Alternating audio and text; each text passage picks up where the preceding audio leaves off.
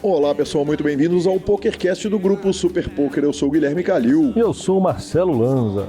Marcelo Lanza, tudo o que você queria saber sobre um clube de pôquer e não tinha a quem perguntar. E nada parece detê-los. Cara, depois de 6 meses na luta tentando trazer João Marcelo pro PokerCast, finalmente consegui prender esse homem que eu tinha informação que ele era super ocupado e super trabalhador e que ele é responsável, pela operação do maior clube de pôquer do Brasil, de um clube simplesmente que dispensa, né? Dispensa elogios, dispensa comentários. E apresentações. Ele me deu aquela entrevista maravilhosa e, velho, não escondeu a alegria de estar aqui no PokerCast, de estar junto com a gente, ainda nos mandou o Caras do Poker, aqueles livros maravilhosos ali, mandou um pra mim, um pra você e ainda um pro Leonardo Cansado. Obrigado ao João, né? Obrigado ao João Marcelo, Grupo H2, sensacional entrevista. Acho que a turma vai divertir, querendo saber um pouquinho mais dos bastidores do maior clube de pôquer do Brasil, senhor. Exatamente. E, professor... Runamos, vai. Tá louco, tem um bracelete. Reclamamos semana passada e na fumaça na outra semana, é isso? Cara, mais do que isso, falei no ar com o Diego Ventura o seguinte: vou pedir a sua ajuda. Isso não foi fora do ar, não, foi no ar. Quem ouviu o PokerCast viu. Vou pedir sua ajuda para fazer a entrevista do Yuri, porque é uma entrevista que eu tenho uma perspectiva uma expectativa tão grande com relação com a entrevista dele, que eu vou pedir a sua ajuda. Ele virou e falou assim: fica tranquilo que ajudo. Aí foi citado no PokerCast sem surpresa, né, professor? Variância, né? Variância não pegou essa turma ainda. Exato, só faltava, né, velho? Que homem, Yuri The Nerd Guy, puxa o bracelete para o Brasil. Falaremos tudo sobre isso e mais diversos outros assuntos. E, Lanza, sabe o que está acontecendo, cara? O que está acontecendo é o seguinte: nós estamos chegando num ponto que nós vamos precisar andar com lista no bolso. Durante muito tempo era o seguinte: quem tem bracelete no Brasil? Akari e Ale Gomes. E depois, quem tem bracelete no Brasil? Akari, Ale Gomes e Decano. Aí, quem tem bracelete no Brasil? Aí você lembra, Robert Lee, né, cara? O ano do não profissional. Akari, Ale, bicho, daqui a pouco, meu amigo, você vai parar, vou virar e falar assim: quem tem bracelete no Brasil, Lanzinho, se não te der papel e caneta, você não vai lembrar, meu amigo. Esse é o nosso objetivo, senhor. Essa é a nossa meta. E 2019 é o ano que a gente começa a ter que andar com a lista no bolso, porque tá difícil de lembrar de todos. Ainda vamos arrumar mais um. Eu acredito. Vamos que vamos. Aí sim, professor Marcelo Lanza. Mas a gente começa lembrando que para ouvir um podcast, Google Podcasts, a Apple tem o seu próprio aplicativo de podcasts. Além disso, Spotify, Deezer, o YouTube, evidentemente, tá lá no SoundCloud também. Nos indique, nos dê 5 estrelas e quando for trocar suas fichas, opte pelo Fichas.net, nosso querido Lucão, patrocinador que traz o nosso programa pro ar toda semana. Perguntas, participações, sugestões, promoções e comentários em geral. O e-mail é pokercast@gruposuperpoker.com.br, hashtag SuperPokerCast nas suas redes sociais, Instagram, @GuiCalil, @Lanzamaia e o Twitter GuiCalil. E lembrando que... nosso telefone é 31 97518 9609, Lanzinha, o grupo que era tranquilinho, tinha grupo explodiu no WSOP. Começou a WSOP sem parar a mensagem o dia inteiro, todo mundo é bem-vindo lá no Telegram, lá não tem limite de usuário, então é só chamar, falar nome, cidade e vamos que vamos. Quem tem limite é o município, senhor. Perguntando, o senhor jogou baralho essa semana? Cara, joguei, ganhei um pouquinho. Ganhei no cash game ali, familiar, tranquilinho. Pequenas vitórias, né? Pequenas vitórias são melhor do que derrotas ou empates. Você sabia que ontem eu joguei o Sunday Million de novo? É mesmo? Eu joguei o Sunday Million. Que homem, o Lanza e Million? Eu cheguei atrasado, entrei no blind 1.600 com 25 mil fichas ali, apertadinho. Sunday Million normal ou tinha surpresinha? Ontem era o UFC Nocaute Sunday Million. Mesmo, velho? Que legal essa parada, hein? Explodiu mais uma vez. É a segunda vez que eles colocam o nocaute como formato e bateu 1,3 milhões, tipo, muita gente. E arrumamos algum ali, pequenininho ali, fizemos ali... Salvou mais do que o Bahia? Você ficou ITM no torneio ou só arrumou dia de nocaute? Os dois. Homem. Não, tá louco. Nunca tive tão ajustado o Sandemilho. Tá louco. O resultado final do Sandemilho era 109, né? 50 para nocaute, 50 para Bahia e $9 de reiki. Eu caí em 800, alguma coisinha ali, puxei 147, mais 225 de bounty, o negócio. Os bounty são gostosos demais, dei um azarzinho, cara, que trem gostoso, nossa senhora. Tá regulando, senhor. Deixa eu te perguntar aí, se é a prova de que o amador pode ganhar ou é a prova de que você tá aprendendo a jogar pôquer? Eu não aprendo mais, vai. Ainda mais se for holder. O Omar eu tenho chance de aprender, até porque tem um interesse muito maior de... Eu tenho tesão naquele torneio, eu acho que eu entro nele... Aquele negócio, vamos julgar ele, que eu só jogo quando eu tô com muita vontade. Então. O senhor é um monstro bom, no jogo, eu só não podia perder a falinha, Lanzinha. Justo. Vamos direto para a nossa WSOP? WSOP Cobertura 2019, parte 35 ou mais. Parte 35. É o 35º programa que nós estamos falando sobre a WSOP direto. Realmente, porque nós começamos em janeiro, né? Começamos em janeiro, quando eles foram soltando o calendário todo quebrado, é verdade. Então já deve ter uns 30 programas que nós lá vamos. Exatamente. E daqui a um mês e meio nós vamos começar a falar da WSOP 2020. Não tem a WSOP Europa. Aliás, nossa aposta não vale para Europa, né? Nossa aposta é só Estados Unidos, correto? Não, você perdeu só nos Estados Unidos. Isso. Depois a gente chega, quando for a Europa, a gente arruma outra apostinha para nós, claro, né? Claro. Então vamos lá, evento número 34. $1.000, Double Stack, No Limit Hold'em, evento número 34, 6.214 jogadores. Exatamente, quem ganha foi Joseph Chiang, jogador norte-americano, ganhou $688 mil, Lanza. Foi o primeiro bracelete da carreira dele, mas você, telespectador, fã de pôquer, deve se lembrar que ele foi terceiro colocado no Main Event da WSOP de 2010. Leonardo Cansado, nosso advogado e contador das estrelas do pôquer brasileiro, afirmou o seguinte: Joseph Chiang é um dos melhores twitters do pôquer mundial. O Twitter dele é @subaime, com 2 ou 3 is, só procurar Joseph Chiang, exatamente, e sensacional. Então, falar de TM brasileiro nesse torneio ficou um pouquinho difícil, então eu não vou falar nem as posições, vou falar de forma rápida. Caio Rei, Marco Elber, Guilherme Bernardo, Ivone Bento, Pedro Padilha, Aldir Reina, Alexandre Fracari, Mojave, Vinícius Marcos, Gilberto de Assis, Vivian Saliba, Bruno Severino, provavelmente é o Bruno Foster, GM Walter, Cleviana e Johnny Garcia. A partir de 4.500 até 1.490 foi o prêmio da turma. Muito bom. Lança $10 mil, Dealer Choice Six-Handed, evento número 35. 122 jogadores, senhor. Cara, olha que delícia, velho. O segundo colocado desse torneio é Sean Deeb, que se ganha o bracelete, você me toma uma onça? Uma nota de 50, exatamente. Uma onça. Você me tomaria uma onça e o Sean Deeb teve na frente ali, brigou ali cabeça a cabeça, mas quem acaba puxando o bracelete foi Adam Friedman, que fez um feito histórico, né? Ele conseguiu um feito histórico ali, 372 dias depois dele puxar o bracelete nesse exato evento, ele puxa mais uma vez, back-to-back, dessa vez arrumando $312 mil, e ele falou o seguinte: claro que significa mais esse ano, ser capaz de repetir o feito é uma coisa difícil de acreditar. Então essas foram as palavras do grande campeão que me economizou os 50 realitos. Segunda vez que eu tomo bad beat em HU, só pra constar. No passado esse ano tivemos uma no começo do ano, acho que na Triton, não sei lá qual série que foi, não sei, uma das que a gente apostou. Mas essa hora vai chegar.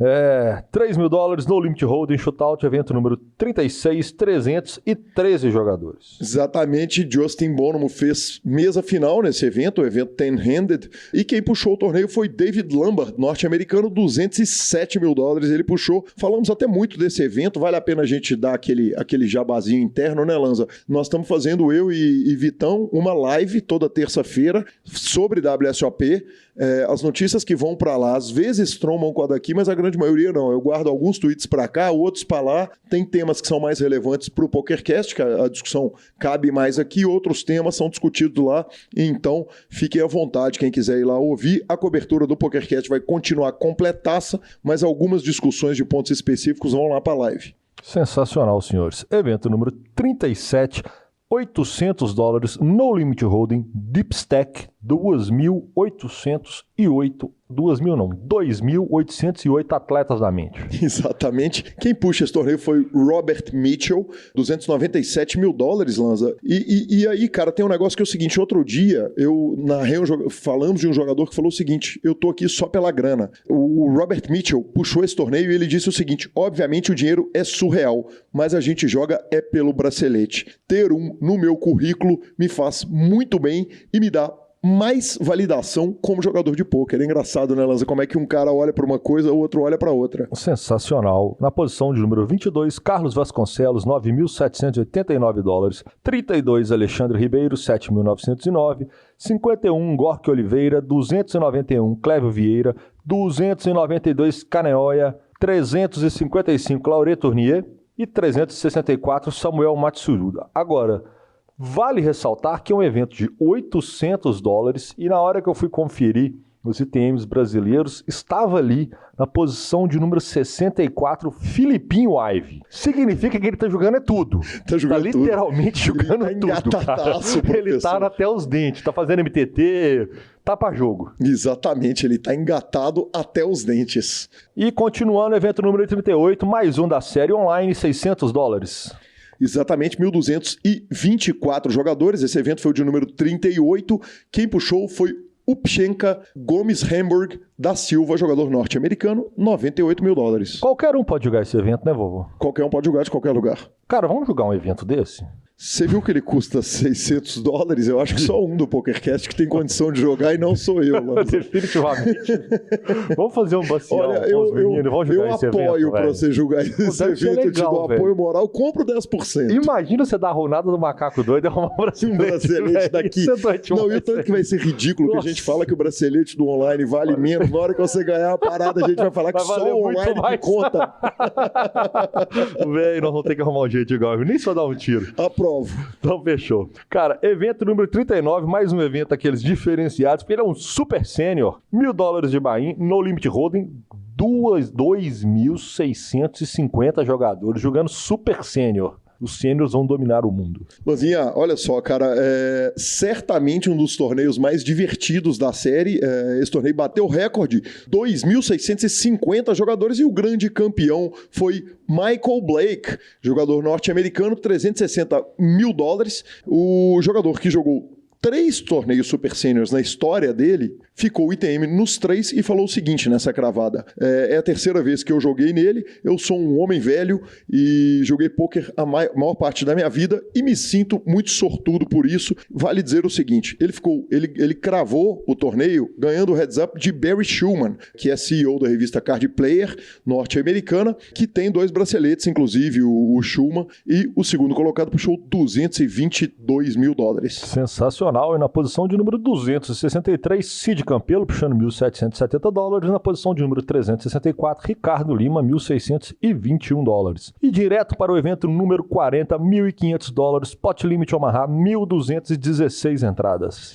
Mas quem ganha esse torneio foi o austríaco Ismael Bojang, puxou $300 mil, 298.507 para ser mais exato. A gente lembra que os números são arredondados. E ele escreveu o seguinte: olha, eu adoraria ficar por mais tempo, jogar o main event, mas eu tenho que voltar para a Áustria, que eu tô cheio de coisa para fazer lá. E cheio de dinheiro, provavelmente. Cheio da nota, exatamente. $300 mil não pode ser ruim. Tivemos um Brazuca também em ITM, na posição de número 132, Anderson Medeiros, puxou $2.357. Para mais um evento de campeonato mundial conhecido assim, $10 mil, 7 Card Stud, evento número 41 para 88 atletas. Exatamente. Se eu tinha rido ali no torneio anterior, Lanzinha, porque eu tinha economizado 50 no não bracelete do Sean Deeb, esse torneio foi o torneio que te deu sorrisos, né? Você foi dormir achando que tinha grande chance de perder 50.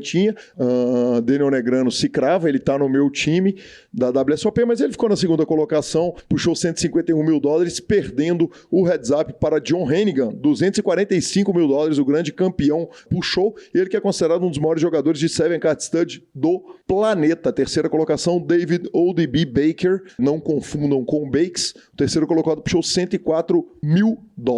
Eu te confesso que eu não fiquei feliz. Não pelos R$50 e por ele perder, porque eu sempre vou torcer, porque ele é mito máximo. Ele é mito máximo, velho. Então, na hora que ele perdeu, eu fiquei chateado, cara. Fiquei chateado de verdade. Porque ele é o cara que todo ano eu quero ver ganhar bracelete, mesmo com a aposta. Porque eu sei que o Sean Deeb vai ganhar o jogador do ano no final das contas, eu vou arrumar o dinheiro. Não, então sujeito você arrumar vezes 3, porque ele tá na briga lá na cabeça. É isso. Então, assim, tirar o Negreano também tá lá na briga, mas enfim. ele arrumar bracelete, ele tem que arrumar um bracelete por ano, velho, que não tem como, porque ele joga muito, eu sou muito fã dele. Vamos que vamos, mas olha só, ele perdeu pro John Hennigan, cara, olha os braceletes que o John Hennigan tem. 2002, no 2K Horse, 2004, no 5K Limit Hold'em, 2014, ele puxa um bracelete no Poker Players Championship, nos $50 mil Horse, que é considerado o torneio mais difícil da série inteira e que os jogadores profissionais mais têm respeito. Aí em 2016 ele puxa o 10K Deuce to 7 Triple Draw, 2018 10K Horse e depois puxa o 7 Card Stud 2019, esse que nós estamos falando. Podemos dizer que é só bracelete de primeira categoria, né? Deixa eu te falar, não tem braço que consegue carregar isso, não. Eu não entendo nada de super-heróis, mas se você colocar isso no braço do homem do Thanos... forte? É forte. Então tá, se você colocar isso no braço do Thanos, ele não consegue levantar o braço, não. Justo. Evento número 42, 600. Esse ano eu tô vendo alguns eventos mais baratos, com mais frequência. Tô achando bem legal isso, acho que dá oportunidade pra galera. Evento número 42, $600, Mixed No Limit Hold'em e Pot Limit Omaha, Deep Stack 8-handed, para 2.403 jogadores. Lanzinha, quem puxou esse torneio foi o Aristides Moskonas, jogador da Grécia. Ele puxou $195 mil, mas o que aconteceu foi o seguinte: ele ficou com menos de um Big Blind durante o torneio e refez uma história que todo mundo ouve falar, que foi do Jack Treetop Strauss.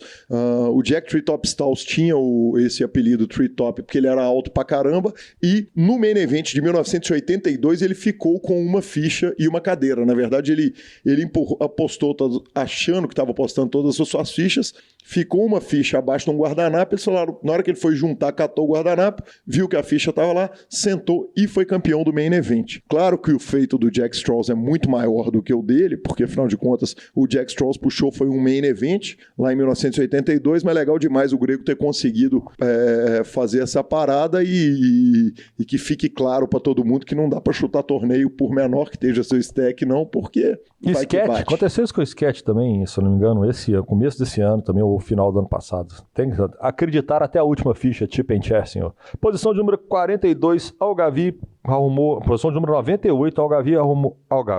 Mojave, na verdade. Minha letra tá tão ruim que eu consegui errar o nome do cara que eu escrevi. Cara, por favor, não corta isso e bota no final. Não deixa isso agora, nessa hora do programa. Ai, que mito que eu sou, senhor. É porque você tá vendo que a minha caligrafia não é das melhores, cara, ainda entendeu? bem que eu sei que tem que ler isso. Mojave na posição de número 98 para $1.554. Posição de número 199, Alexandre Fracari. 167, Diego Gonçalves. 210, Marcelo Giordani. 235, Bruno Foster, 294, Vivian Saliba, 235, Rodrigo Bernardino, senhor. É o que temos no evento número 42. Pulamos direto para o evento 43, aonde ele começa a aparecer 2.500 Mixed Big Bet para 218 jogadores. Vou explicar aqui que Mixed Big Bet, Lanzinha. É justo. São os jogos que são Pot Limit ou No Limit. Então, os que são autorizados, os que estão na ronda de jogos são Big O, que é uma de 5 cartas, No Limit Hold'em, No Limit Deuce to 7 Triple Draw,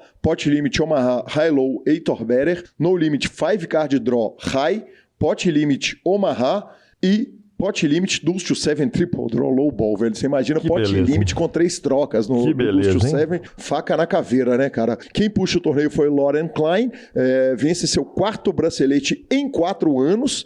Incrível esse feito aí, pouquíssimos tinham feito isso, 4 braceletes em 4 anos, e o Lauren Klein fez isso, arrumou $128 mil, além de conseguir fazer esse feito incrível, cara. E aí vale dizer o seguinte, uma coisa é fazer isso agora, outra coisa é fazer isso quando o Papa Doyle e o Bill Boyd fizeram isso lá na pré-história, os fields eram muito menores, então parabéns aí, que homem, Lauren Klein puxando. Na 7ª colocação tivemos ninguém menos que ele, Mike Sexton, jogador do Party Poker sensacional, lenda do poker mundial, puxou $12 mil por essa 7ª colocação. E eu falo que começou aí porque na 13ª posição, Yuri Nerd Guy, com uma bad beatzinha ali na reta final, puxou $5.800. Foi aí que já embalado, né? Pegamos embalo. Aí sim. $1.500 No Limit Hold'em Bounty, evento número 44, 1.807 jogadores. 1.807 jogadores, te corrigindo.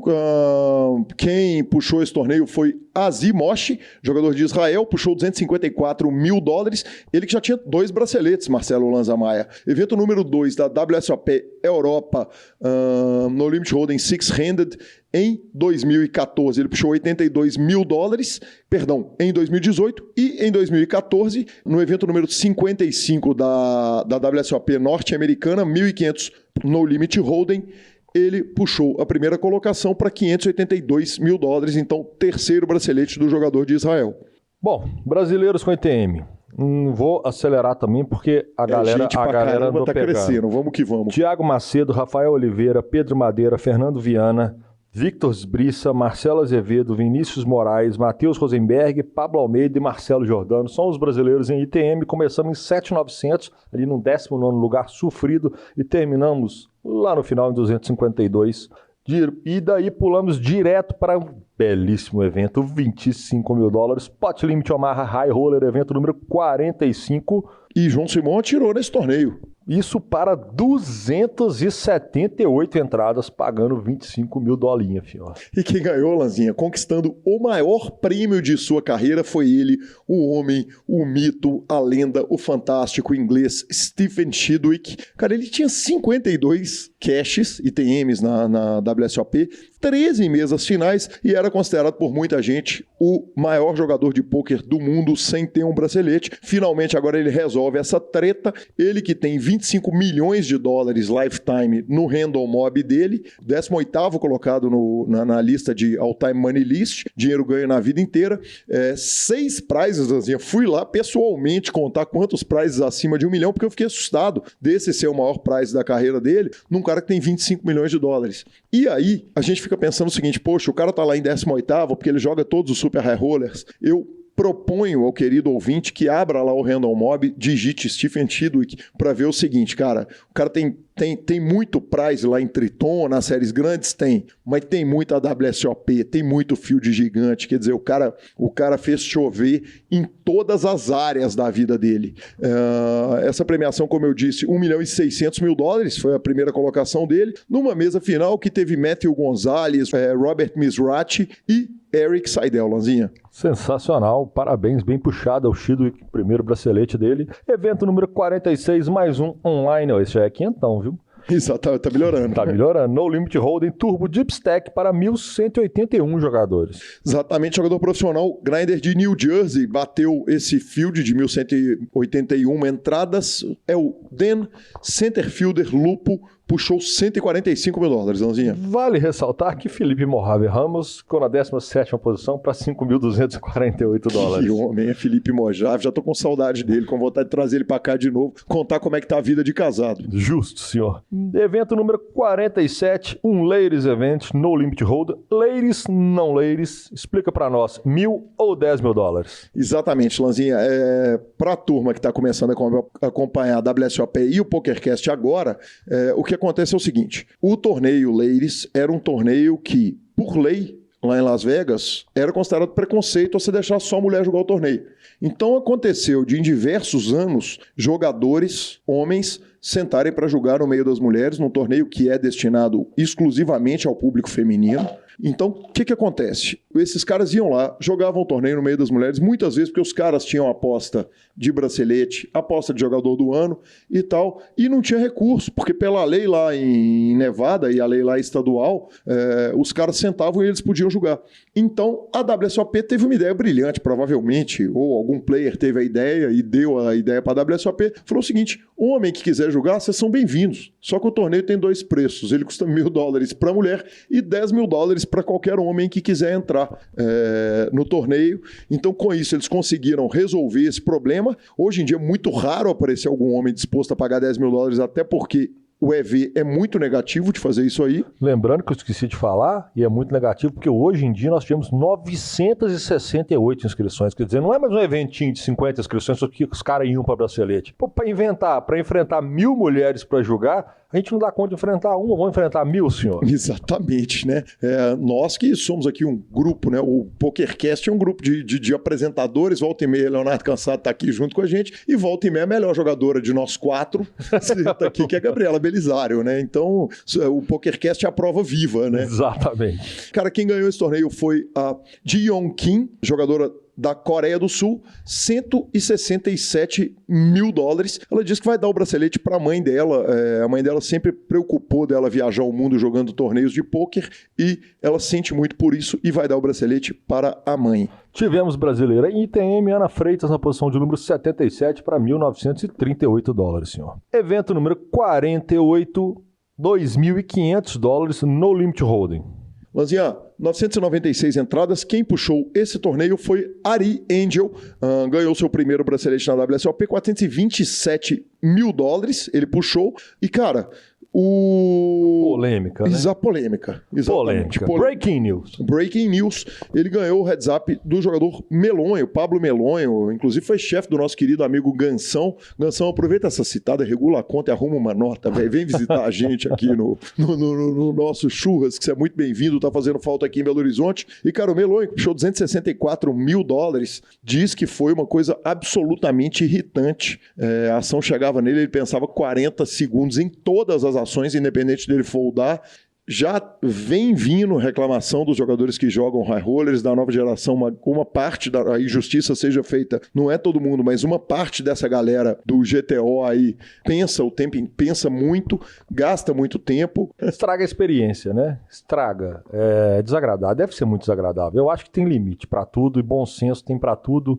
Lembrando que a WSOP não usa time bank ainda, né? Acho que agora... Na verdade, já passou da hora de usar, onde você está se usando isso em todos os lugares do mundo. Mas mesmo com time bank, você tem ali 30 segundos para pensar por ação sem gastar time bank. Então eu acho que... Vamos, polícia. Eu acho que o bom senso, ele tem que entrar nessa hora. Então se o cara gosta de fazer isso mesmo, então nós vamos colocar um floor atrás dele e o dele não vai valer 30, o dele vai valer 15. Isso não está na regra. O cara pegou 15, time bank ou então foldou. Porque, cara, não justifica ele pensar em 80% das mãos que ele tá pensando. Pensar pra foldar, pensar pra foldar, pensar pra foldar toda mão. Qual que é o objetivo disso, cara?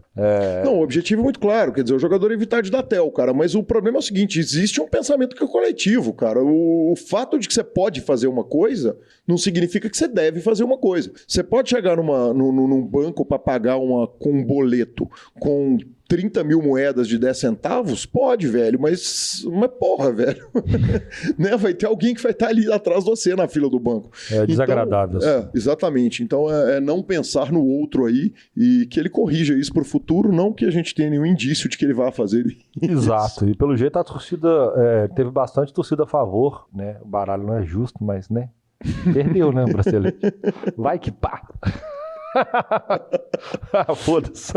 Segue o jogo, Marcelo Giordano, posição número 67 para $5.500. Posição de número 98, Gustavo Camei para $4.147. E direto para o Campeonato Mundial de Limit Dust 7 Low Ball Triple Draw, $10 mil, evento número 49 para 100 entradas. Au!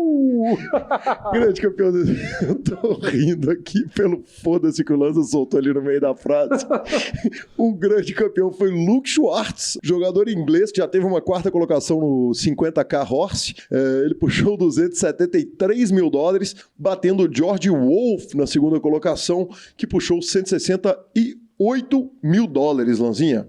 Uma bela premiações para os atletas, lembrando que o evento número 50 Monster Sec ainda está em andamento. Vamos para o evento número 51 e é chegada a hora. O evento de número 50. Que rufem os tambores, senhor. Exatamente, Marcelo Lanza Maia. Ontem, enquanto eu via nosso amigo, nosso colaborador Gustavo Eronville, o homem de Eron News, né? Agência de notícias que manda notícias para nós. Enquanto eu via ele tocar aquele axé de raiz, o Brasil fazia história mais uma vez na WSOP, professor. $2.500, Mixed Omaha High-Low Error Better, 7 Card Stud High-Low Error Better, evento número 51, 401 entrada. Ele, Yuri, não vou falar o sobrenome, The Nerd Guy, puxou a tampa, senhor. Exatamente, $213.750. Ele que bateu o Michael Thompson, jogador norte-americano, na segunda colocação para $132 mil, numa mesa final que teve Dan Zek, que tá tendo um ano fantástico. E como eu disse, né, Lanzinha, aquela citadinha, né?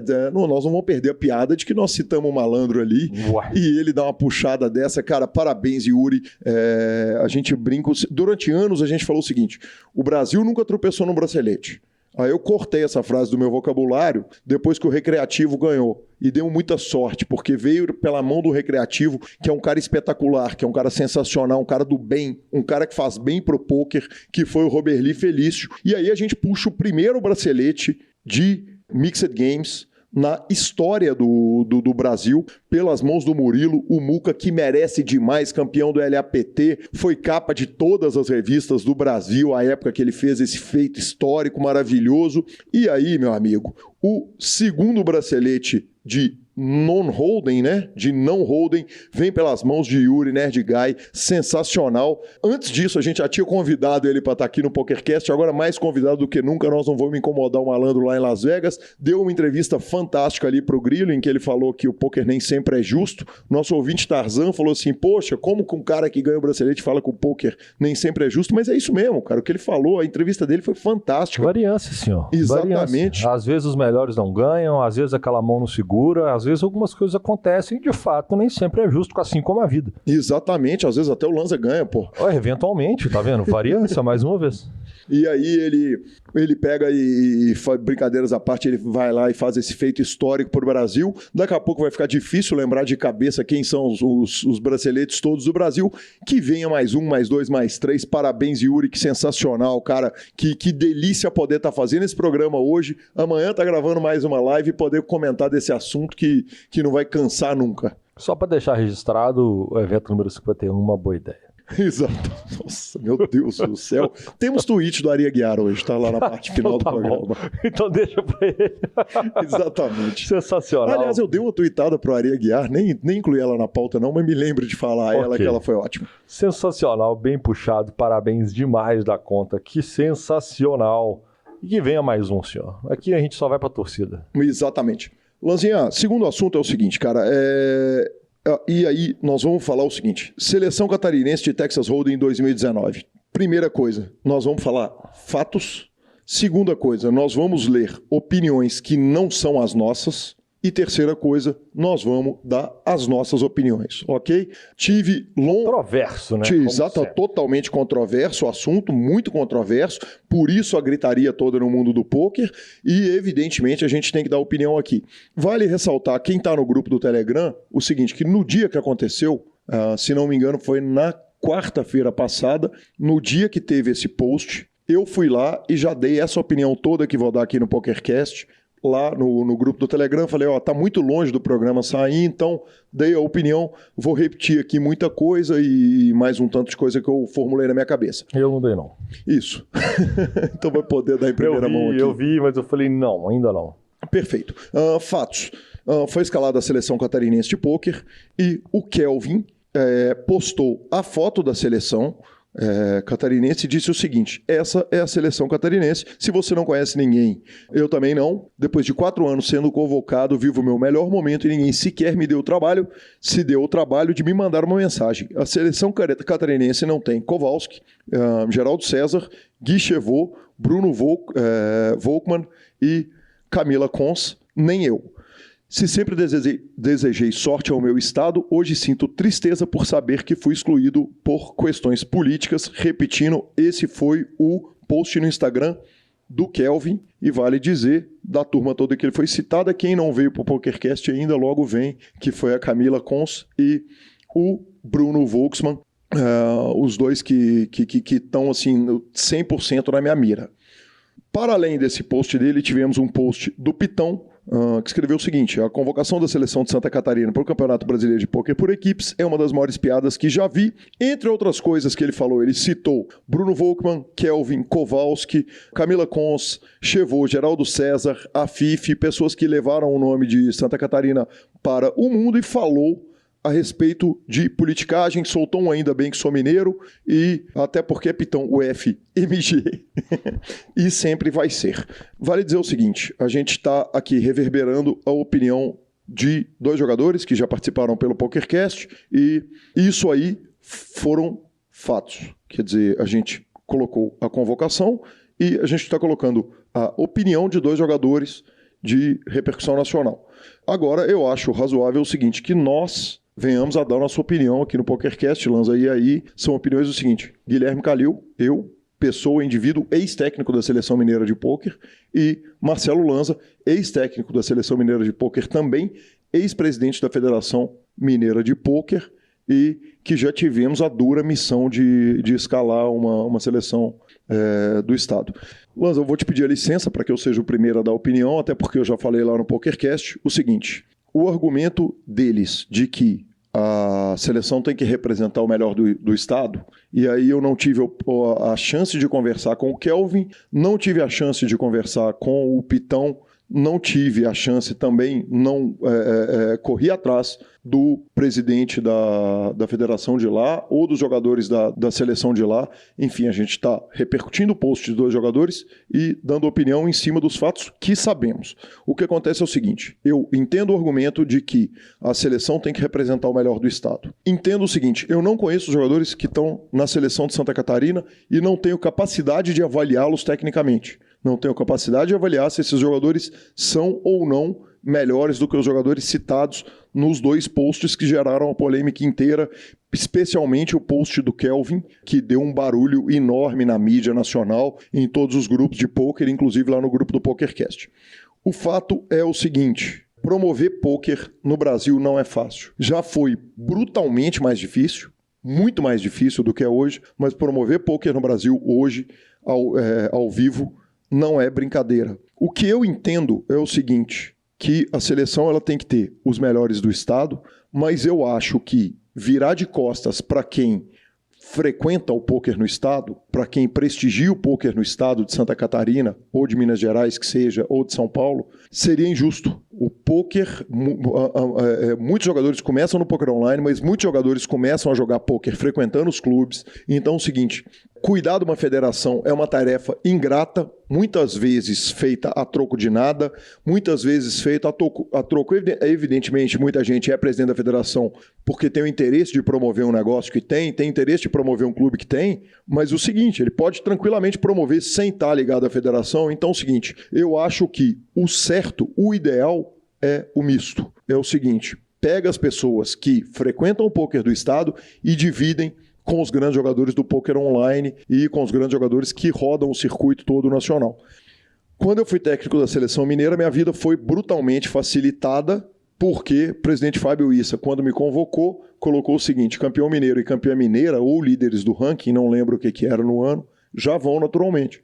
E quem foi no meu ano foi o Fábio Issa como critério masculino e Gabriela Belisário como critério feminino. Mas acho o seguinte: é muito difícil. É uma pena que no estado feito Santa Catarina se tire jogadores do nível dos que forem citados aqui e façam só por um critério, só por critérios de ranking. Então essa é a minha opinião a respeito disso. O microfone do PokerCast está aberto a quem quiser vir aqui falar. E como eu disse, tudo isso que eu falei é apenas a opinião de Guilherme Calil, jogador de pôquer e ex-técnico da Seleção Mineira. Vamos lá. Critério é critério, cada um tem um, a gente acaba tendo que respeitar. Se quer a minha opinião pessoal, acho que de forma equivocada. Se, para além disso, o que foi ventilado, acusado ou levantado foi por única e exclusivamente politicagem, que seja de algum outro grupo político que pegou a federação e que tirou esse pessoal que pode ser ligado a um ao outro, enfim, pior ainda, porque aí o Estado perde de fato. Porque independente de qualquer coisa, igual você falou, muita gente começa jogando nos clubes e tem sim que fortalecer a federação. É muito difícil, é muito árduo esse trabalho, mas o pôquer, como qualquer outro esporte, vive de ídolo também. Então, não só disso vive um estado e não só disso vive um esporte. Quer dizer, muita gente que daquele estado, que tem proximidade, que vê os caras que estão lá no topo, esses caras se espelham neles. E na hora que você olha para a federação, eu acho que, esse ano em Minas nós tivemos 3 critérios, no meu ano também foram 3 critérios, que é o ranking do Omaha, mulher e ranking geral. E ainda assim sobram 2 ou 3 convocações. Acho que o meu nem tinha Omaha. O seu não tinha, o meu já tinha. O meu já tinha um ranking de Omaha. Quer dizer, em teoria, nós estamos levando 3 por índice técnico. Os melhores do estado no Campeonato Mineiro. Não necessariamente os melhores do estado como um todo, porque muitos jogadores do online não jogam esse tipo de torneio ao vivo e tal, que deveriam prestigiar mais também. tá? Eu acho que é uma crítica que eu sempre fiz, independente, eles falam, mas a gente vai perder o domingo, foda-se. Não, mas joga uma turbeta da quarta. Foda-se, cara. Perde o domingo, vai jogar o torneio de Omaha, então, vai prestigiar seu estado também, vai dar um tiro lá. Cara, não tem justificativa nesse ponto. Por mais que seja perder o dinheiro, mas aí eu acho que é uma coisa de vestir a camisa também. Mas, enfim, tirando esse detalhe, você ainda sobra com escolhas do técnico, 2 a 3 escolhas do técnico. E eu acho que você tirar a referência do estado como um todo, ela chega a ser desastrosa. Ela chega a ser desastrosa porque você perde para quem torcer. Você perde um pouquinho daquela pegada de ter os melhores como uma seleção. Os meninos podem ser muito bons de jogo, cara, não conheço nenhum deles. Eles podem ser bons de jogo de verdade, mas eu acho que você precisa um pouco mais de estrela, você precisa um pouco mais de, igual você falou, do misto. Do misto do ranking, do misto do trabalho para a federação e do misto da estrela. Você precisa disso para unir e fazer uma seleção, na minha opinião, ideal. Eu mesmo fui muito questionado, porque eu levei o seu Wilson Otero, porque eu queria levar um sênior para valorizar o sênior no Brasil, no estado. E foi um critério que eu usei. Mas eu não peguei as 5 vagas e coloquei 5 sêniors. Eu peguei optei por usar um critério e depois eu fiz um mix levando outros atletas. Então, eu acho que no final das contas, as únicas pessoas que perdem de fato é o estado de Santa Catarina. Os meninos vão ser muito criticados. Se os meninos chegarem lá e perderem, vai ser só um enxurrado de eu falei. Cara, a barra deles vai ser pesada. Então, eu acho que assim, se eles não têm nada a ver com isso, que a turma de Santa Catarina que torça para os moleques chegar lá e jogar o baralho e ser feliz e tirar foto e voltar e discuta as questões políticas com quem tem que ser discutida, porque eles também, se não tiverem culpa, não tem culpa de estarem ali. Então, se eles não participaram de nenhum tipo de coisa, eles têm mais aqui lá vestir a camisa da seleção, que é um torneio do caralho mesmo. É um torneio sensacional, sim. E boa sorte a todos. Mas eu acho que Santa Catarina perde, sim. De fato, ela perde bastante. Lanzinha, demos as nossas opiniões. Qual a chance de 0 a 10? Qual a chance da gente tomar porrada? 12 ou 13? Segue o jogo. Enfim, Pô, a gente pega o microfone aqui todo dia para falar. Mais uma vez, a gente vale lembrar o seguinte: a gente está dando opiniões pessoais, sem conhecer os jogadores, e torce pelo sucesso do campeonato. Porra, que é um campeonato que nós já fomos técnicos, e torce pelo sucesso da seleção de Santa Catarina. Porra, lembrando que não é a opinião do grupo Super Poker. Exatamente. É a opinião dos 2 apresentadores do PokerCast, Guilherme Calil e Marcelo Lanza. Que inclusive estamos aqui para dar opinião, né, Lanzinha? É um programa de opinião, by the way. Exatamente. Seguimos. Próximo assunto, professor. Quer tomar porrada nisso também? Vamos tomar uma porradinha, Vamos, né? então. PariPoker baniu HUD definitivamente. Então, o movimento começou, primeiro grande aderiu, que siga o resto, siga lá pelota. Cara, Chora livre, segue o jogo. Quem não está acostumado, quem está com dificuldade, é um caminho que vai ser sem volta. Normalmente, quando é assim, o PS logo também já corta e segue o jogo, filho. Cara, eu vou te falar o seguinte. A repercussão da mídia internacional é a seguinte. Por que o PS não baniu o HUD até hoje? Porque o PS não encontrou uma forma... Conta-se, disse, não está escrito em nenhum documento do PokerStars, mas o seguinte, porque o PokerStars não encontrou uma forma de banir o HUD que garante que ninguém vai estar usando o HUD, rodando o HUD no fundo. Então ele mantém o HUD para todo mundo, porque mantém a igualdade entre todos os jogadores. O PariPoker fez isso usando uma coisa que é muito simples, para ele garantir que ninguém vai ter HUD. Ele baniu o Hand History. E aí o seguinte, por um lado, na minha opinião, ele acerta nas estrelas na hora que ele bane o HUD. Porque no mínimo ele vai gerar um suporte psicológico pro jogador recreativo querer jogar no site. Mas na hora que ele tira o Hand History... Aperta. Eu acho que... Aí eu já acho muito questionável a discussão. Muita gente foi para as redes sociais falar a respeito disso. Teve uma tuitada super engraçada do Pitão, que já foi citado no programa de hoje, que uma menina super bonita, assim, botou uma foto dela na piscina e falou assim, me conte uma coisa que eu não sei. E o Pitão respondeu o seguinte... O PariPoker baniu o HUD, não tem mais jeito de acompanhar a reta de torneio dos alunos. mas, cara, eu acho o seguinte, é necessário que se encontre uma forma de voltar ao Hand History, porque o jogador de poker precisa estudar o que ele fez, acho que não ter o HUD. Exato. Tem que conseguir fazer isso de uma forma tecnicamente mais sensata. Vamos falar assim, porque o Hand History é uma ferramenta muito bacana, inclusive de estudo mesmo. Exatamente, até para pegar algum tipo de problema no site, quer dizer, quando aconteceu os problemas do Ultimate Bet, lá na pré-história do poker, isso aconteceu exatamente por causa de uma coleção de Hand History gigante, que eles conseguem enxergar algum desvio padrão ali, né, até para avaliação do RCG, que é o Random Card Generator, né, o gerador de carta randômica do site, é necessário que se tenha essas informações todas para poder avaliar. Menos mal quando esse tipo de coisa acontece pela mão de um site do tamanho do PariPoker, que tem condição de avaliar se está tendo alguma coisa esquisita acontecendo no site. Mas oremos pela volta do Hand History. Justo, senhor. Segue o jogo. O senhor essa semana jogou no Running Tons. Exatamente. A pergunta que você colocou aqui, farei da forma como ela está escrita. Como, quando e por quê? Mas há muito tempo atrás, e aí eu vou ser sucinto porque o programa está muito longo mesmo, há um tempo atrás eu falei o seguinte: baixei o Run It Once, que é o site do Phil Galfond, tentei jogar lá, não consegui depositar e foldei, desisti de jogar. Aí eu consegui jogar. Como, Lanzinha? Como, senhor? Cara, me deram $10. Eu ia falar agora, velho. Eu nem dei carteirada de mídia, velho. Eu nem dei carteirada de nada. O que aconteceu foi o seguinte: os caras me ligaram e falaram assim: ó, depositamos $10 na sua conta, vem cá experimentar nosso site. E eu fui experimentar o site.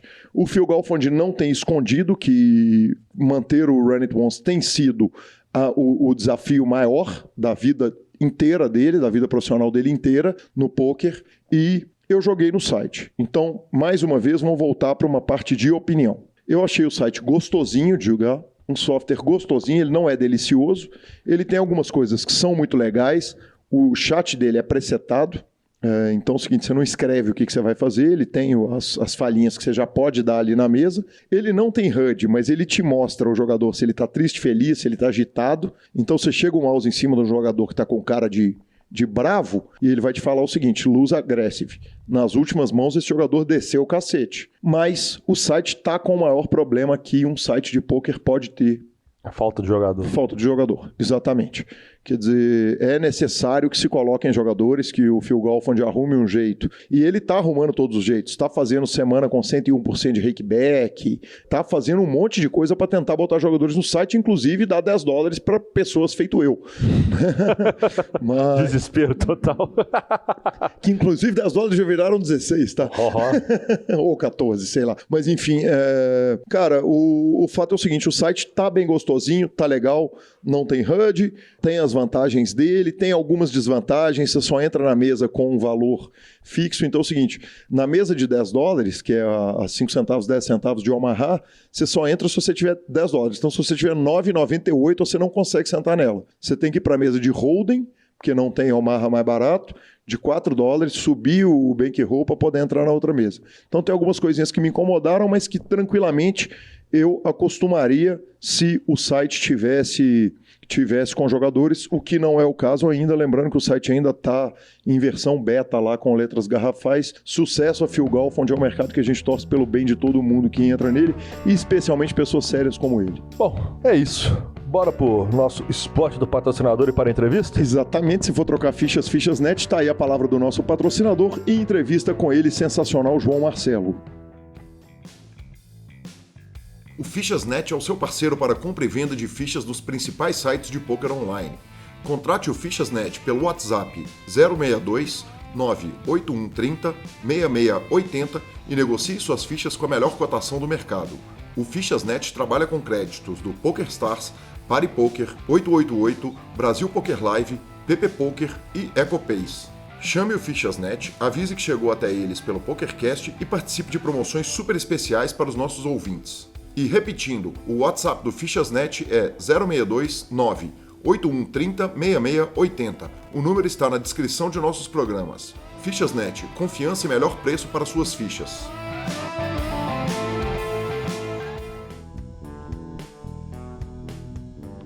É isso aí, voltamos com a entrevista do nosso PokerCast. É com grande satisfação que recebo aqui João Marcelo. João, de que eu te chamo? Como função? Como função? De administrador do H2, eu acho que é uma boa uma boa nomenclatura aí. Bacana demais, muito bem-vindo ao PokerCast, João. E eu começo com uma pergunta que é super tradicional aqui no nosso programa. Quem que é o João Marcelo? Poxa vida, hein? Vamos aqui filosofar um pouco quem é o João Marcelo. Legal. Pô, antes de mais nada, eu sou um grande apaixonado pelo poker, pelo que faço.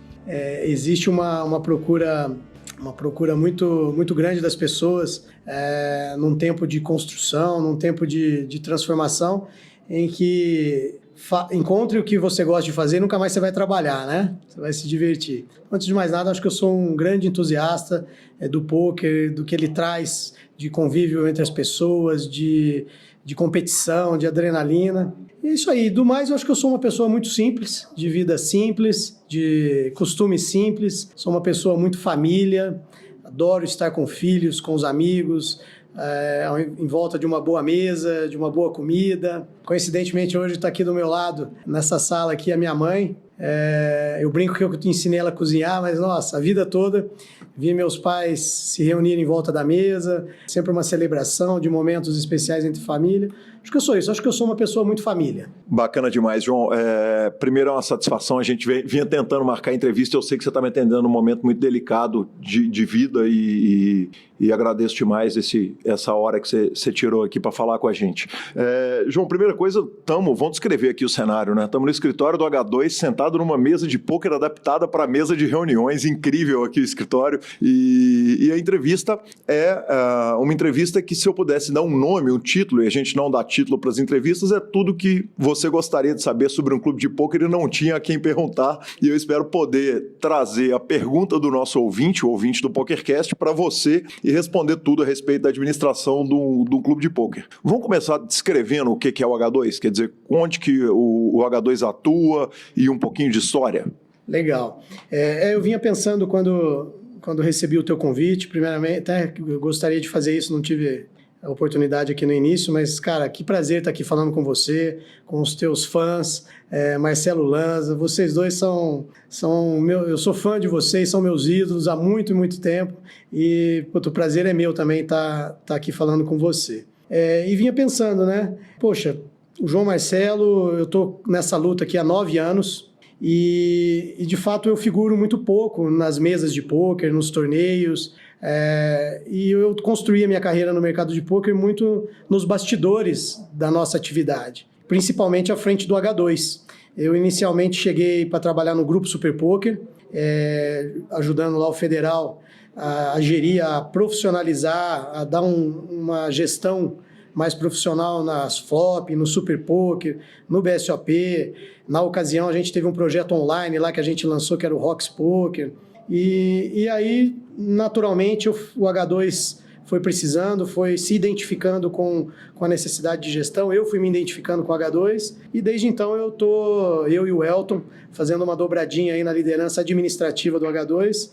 Nós estamos aí. E o H2 é um clube de pôquer, né? Um clube que promove diariamente torneios, cash game, entretenimento sobretudo, né? Com restaurante e todo o acabouço de serviços que envolve um clube de pôquer, onde a pessoa possa vir e praticar o nosso tão querido pôquer aí de forma legal e confortável. Bacana demais. João, qual que é a sua formação? Quer dizer, você veio para organizar um grupo que, quando você chegou há 9 anos atrás, já não era um grupo pequeno, né? Já era uma missão gigante. É verdade. Então, eu tenho como formação primária administração de empresas. Logo que saí da faculdade, fui fazer especialização em gestão estratégica de marketing. Tenho uma outra especialização em administração corporativa também. Então, essa é a minha formação. Bacana demais. João, eu queria começar a tratar o assunto do clube o seguinte.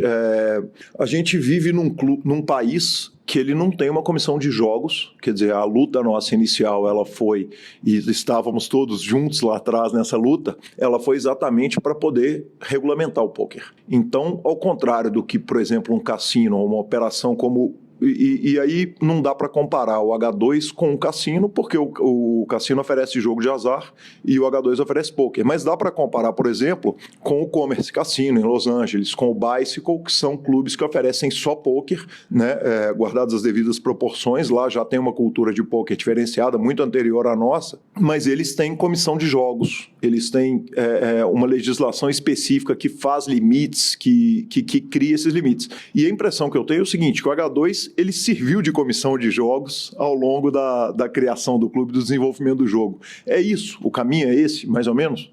O H2, sem dúvida alguma, ele é referência hoje no Brasil. No modo de atuação, nas suas práticas, nos seus serviços, nos seus diferenciais. De fato, a gente é referência, né? E, de certa forma, eu digo isso, por mais que esteja consolidado o poker como prática esportiva hoje no nosso país, e assim a gente defende, a CBTH recentemente levantou a bandeira, né? Jogue poker, faça amigos, porque já está mais do que consolidada essa versão do poker esportivo. Mas, paralelo a isso, um clube de poker tem também uma atmosfera de cassino. No mundo todo, com exceção dos locais que você citou, o poker é jogado dentro dos cassinos, por questões até de regulamentação ou de costumes. Então, o H2 está nessa batalha desde que essa nossa nova história, vamos dizer assim, depois da proibição dos jogos de azar no país. O poker estava lá esquecido no submundo nesse núcleo e liderado pela grande pessoa do Igor Federal, sem sombra de dúvida alguma. Isso é reconhecido em todos os meios do qual a gente atua, né? Ele trouxe essa bandeira e fez com que o poker ganhasse voz e o direito de existir como sempre teve.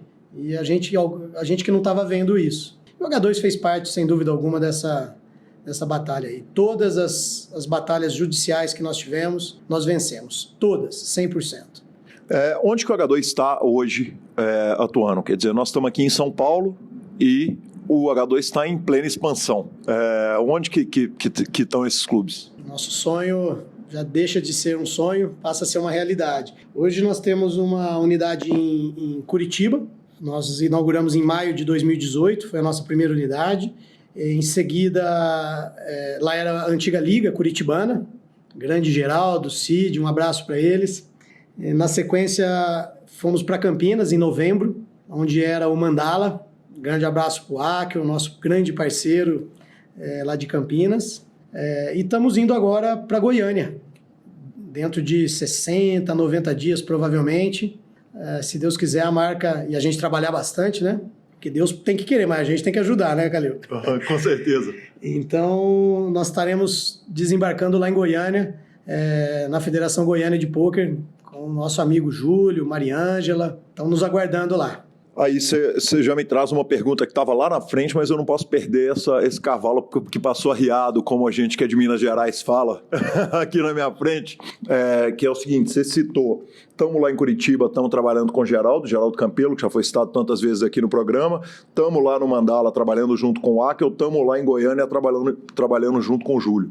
Na expansão do H2, qual que é o tamanho da importância do parceiro local? Quer dizer, quanto que é olhado para o parceiro local para que haja essa expansão? Eu te diria que é fundamental. O H2, muito provavelmente, eu não gosto muito de ser absoluto em algumas questões, essa é uma delas, mas muito provavelmente nós não estaremos em nenhuma localidade em que não tenhamos um parceiro local com uma história de credibilidade, com valores que estejam completamente alinhados aos nossos e que já tenham um jogo, um evento, uma participação do mercado já consolidada.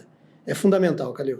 E por que isso? Quer dizer, eu tenho a impressão que não é igual você abrir um McDonald's, que você abre e o povo vem, né? Que a turma vai entrar. Mas aonde que está essa importância do parceiro local? Então, uma das coisas que eu até esqueci de citar isso, eu estava com isso na minha cabeça, e a gente está falando muito do H2 e da gestão do H2.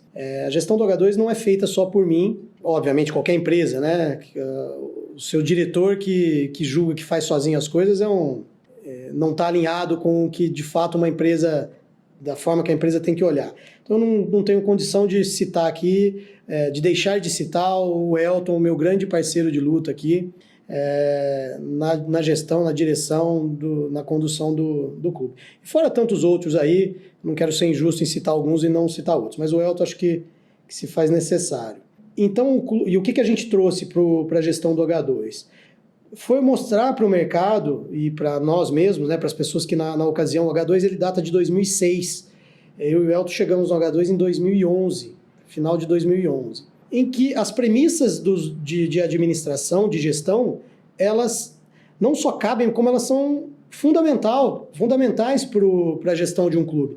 O clube de pôquer é um negócio, ele tem que ser gerido com gestão de marketing, gestão de pessoas, gestão financeira, gestão da governança, gestão jurídica, gestão contábil, ou seja, todas as áreas de uma empresa são específicas à sua área de atuação. Uma padaria, ela tem que ser especialista em farinha, em assar os pães, os bolos, os doces, né? Uma concessionária de carro tem que ser especialista na produção, né? A indústria automobilística, enfim, podia citar aqui N atividades. E o pôquer não é diferente disso. Então, dentro das especificidades necessárias para uma boa gestão e condução de um clube de pôquer, está o profundo conhecimento da operação, de como se faz direito, de como se faz com qualidade, né? Como se faz com credibilidade. E você é um dos grandes conhecedores, né? E com certeza eu te coloco na galeria dos que mais conhecem pôquer no Brasil.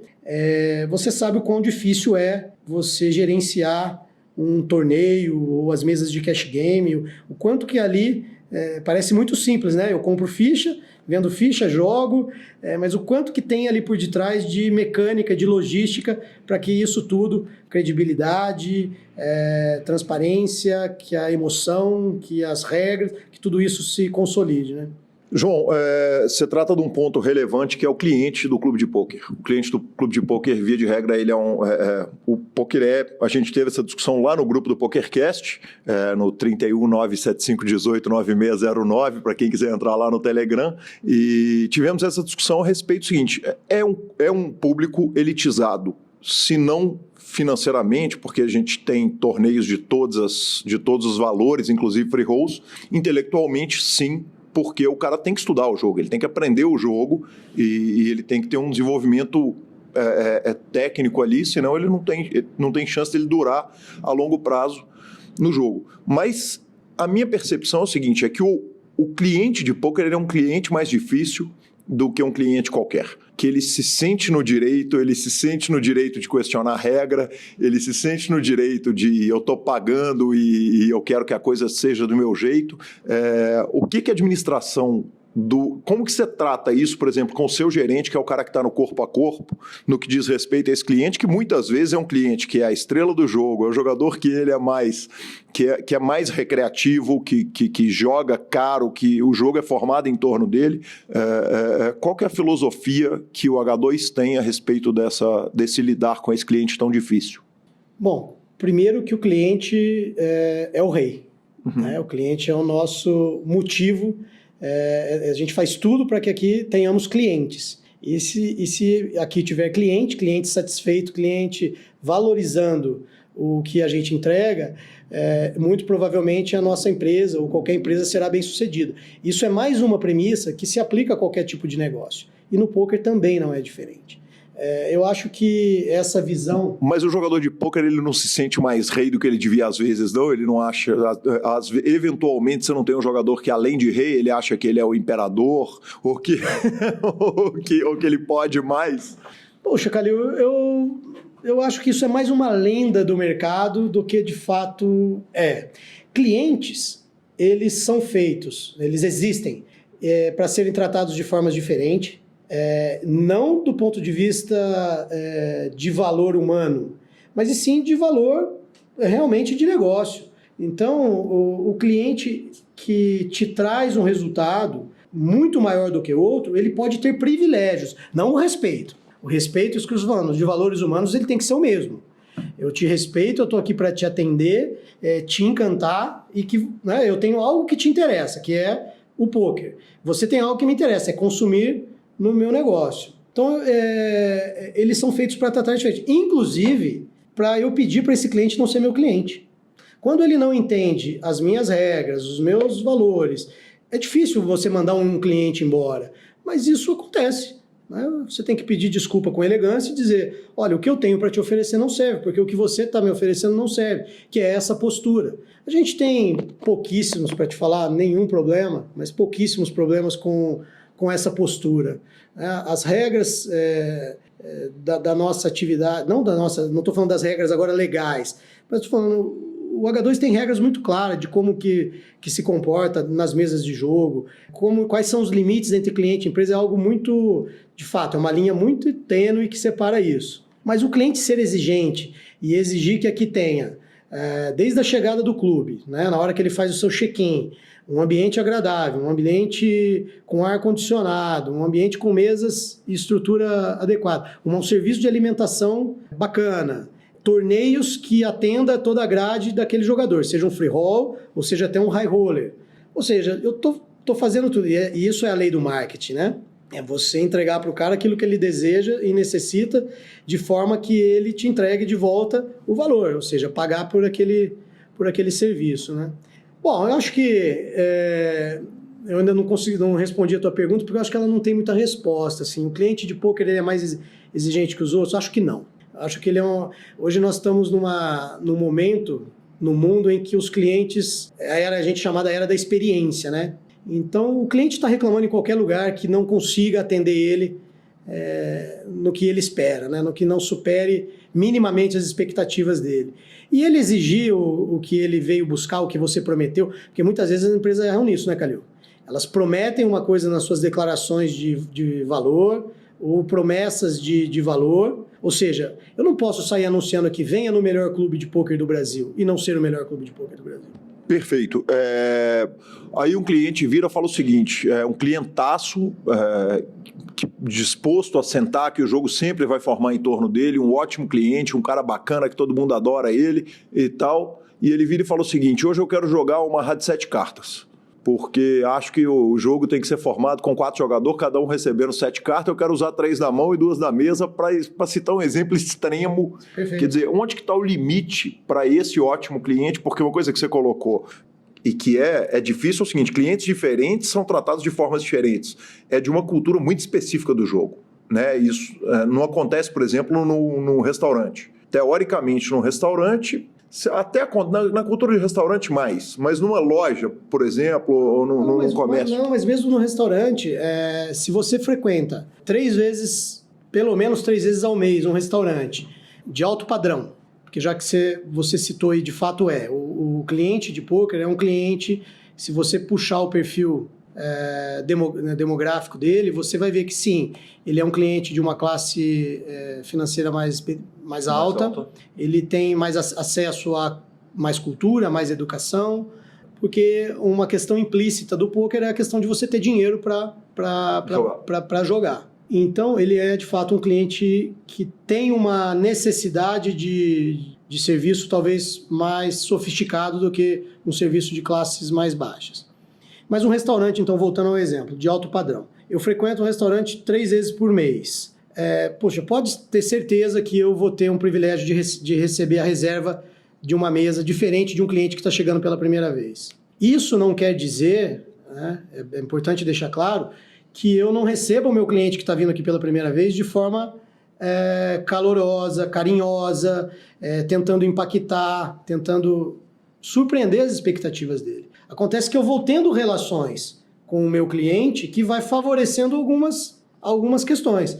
Então, esse cliente que você está citando aí de um Omaha 7 cartas, se fizer sentido para o clube, se for uma tendência que agrade a maioria, uma maioria não, mas que agrade uma parcela dos clientes, que faça sentido, o H2 nunca teve problema de olhar para isso.